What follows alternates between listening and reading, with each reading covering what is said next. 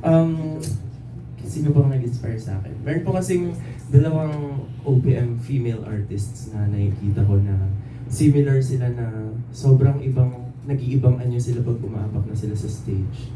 Si Miss KZ tsaka si Miss Sarah G. So, very inspiring kasi wala lang. Sobrang ini-immerse nila yung sarili nila sa music nila. And walang pag-aalinlangan, parang they let their body speak as well. And ayun, I think